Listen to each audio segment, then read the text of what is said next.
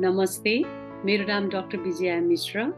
म हाल बीपी कोइराला स्वास्थ्य विज्ञान प्रतिष्ठान धरानमा बायोकेमिस्ट्री विभागमा असिस्टेन्ट प्रोफेसरको रूपमा कार्यरत छु। म दुर्लभ रोगहरूको समाज नेपाल अर्थात् rare diseases society of Nepal RDSN मा बोर्ड मेम्बरको रूपमा पनि कार्यरत रहेको छु।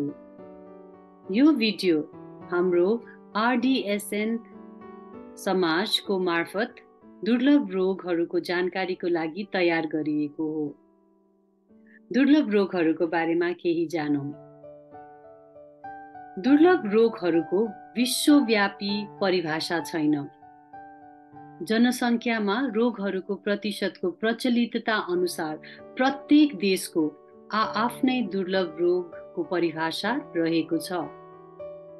युरोपेली सङ्घ र युनाइटेड किङडमको अनुसार यदि कुनै रोगले 2000 मा एक भन्दा कम व्यक्तिलाई असर गर्छ भने त्यस रोगलाई दुर्लभ रोगको परिभाषा दिइन्छ।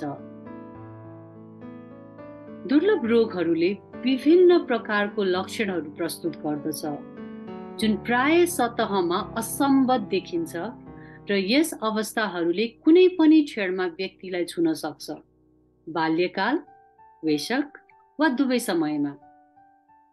दुर्लभ रोगले शरीरको एकल प्रणाली वा धेरै अङ्गहरूलाई असर गर्न सक्छ।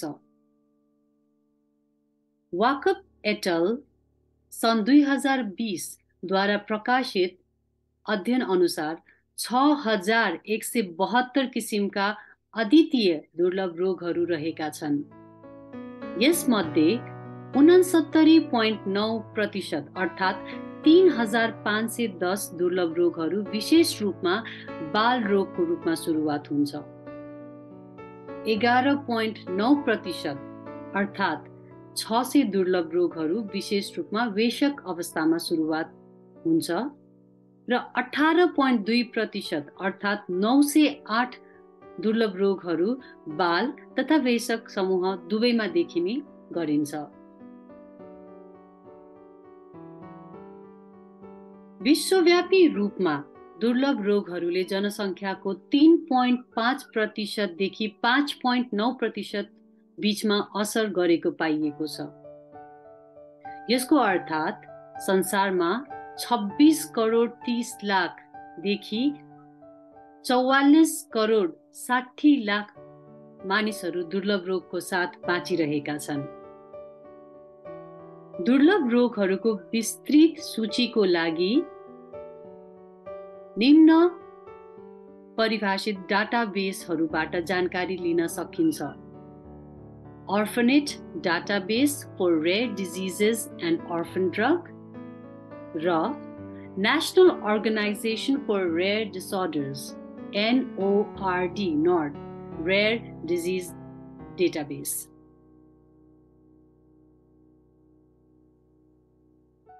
दुर्लभ रोगहरूलाई आनुवंशिक अर्थात् जेनेटिक वा गैर आनुवंशिक अर्थात् नन जेनेटिक प्रकृतिको रूपमा वर्गीकृत गरिएको छ।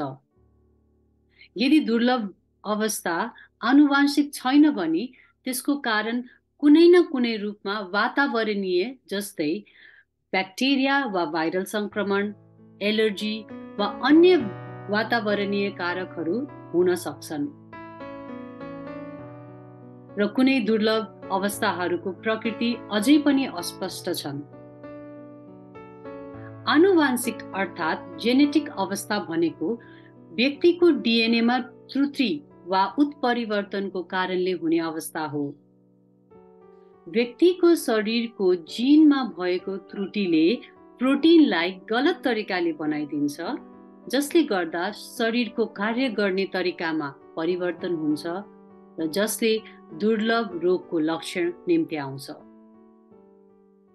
राष्ट्रिय मानव जिनोम अनुसन्धान संस्थान national human genome research institute अनुसार आनुवंशिक अर्थात् जेनेटिक विकार निम्न 4 प्रकारमा हुन सक्छ।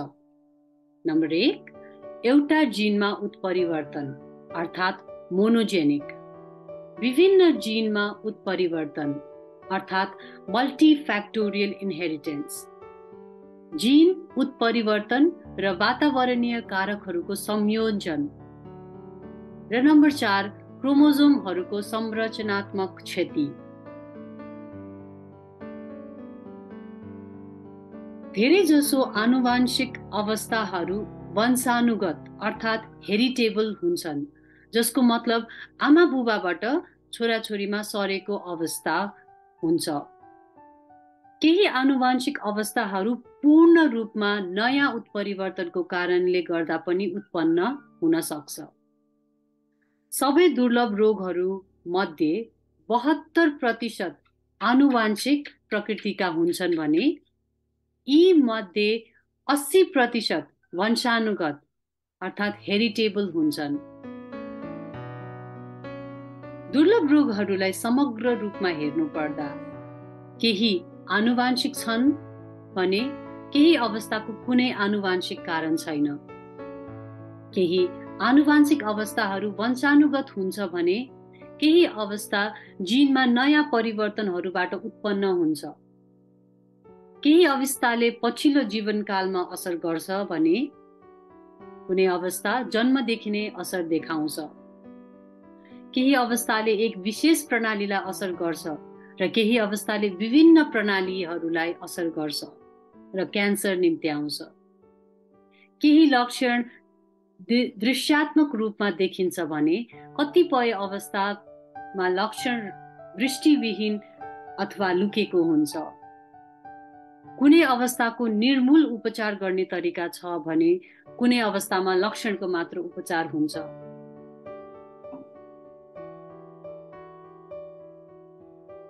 केही सबैभन्दा प्रख्यात दुर्लभ रोगहरू के हुन् त? Duchenne muscular dystrophy, spinal muscular atrophy, haemophilia, Huntington disease, Gaucher disease, sickle cell र थ्यालेसिमिया।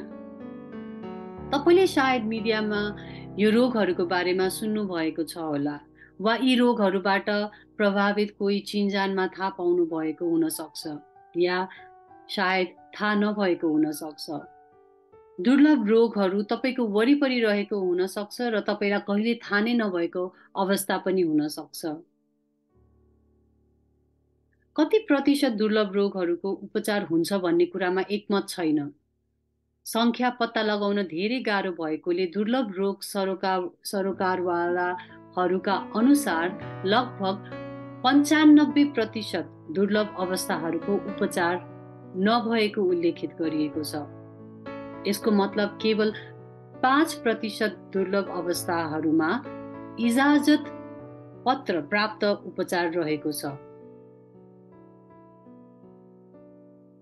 अन्तिममा कुनै पनि व्यक्तिमा दुर्लभ अवस्थाका निम्न सत्यहरू रहन्छन् र त्यो सत्यहरूलाई जानिरखौँ। 1/3 दुर्लभ रोगका बिरामीको आवश्यक उपचार उनीहरूको पहुँचभन्दा बाहिर रहेको अवस्था छ। सामान्य रोगको तुलनामा दुर्लभ रोगको उपचार लगभग 7 गुणा महँगो हुने गरेको छ। एक दुर्लभ रोगको बिरामीले लगभग 5 चिकित्सकको परामर्श र 3 गलत निदान अर्थात् डायग्नोसिस भोगेको हुन्छ। 3मा 2 बिरामी वा बिरामी संरक्षणले मासिक रोजगार र मासिक रोजगारी गर्न कठिनाई भोगिरहेको हुन्छ। 1/3 दुर्लभ रोगको बिरामीले वर्षौंको प्रतीक्षापछि मात्र उपचार पाउने गरेको छ र दुर्लभ रोगको बिरामीले कम्तीमा 4 वर्षको पर्खाइपछि बल्ल आफ्नो अवस्थाको सत्य निदान अथवा ट्रू डायग्नोसिस प्राप्त गर्ने गरेका छन्।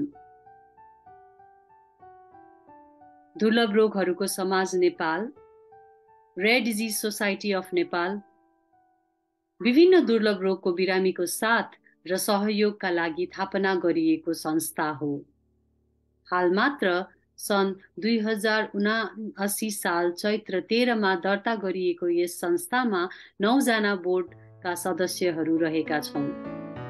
हाम्रो RDSN संस्था दुर्लभ रोगहरूको बिरामीको सहयोगका लागि हातेमालो गर्ने प्रतिबद्धताका साथ अगाडि बढेका छौँ। यस संस्थाको कार्यस्थित लक्ष्य सफलताका लागि हामीलाई सरकारको, गैर सरकारी संस्थाहरूको, अन्तर्राष्ट्रिय संस्थाहरूको, अस्पतालहरूको, चिकित्सकहरूको, बिरामी र बिरामीका संरक्षणहरू र पूर्ण समुदायको साथ सहभागिता र सहयोगिताको आवश्यक रहनेछ र सोही सहयोगिताको अपेक्षा राखेका छौँ। धन्यवाद।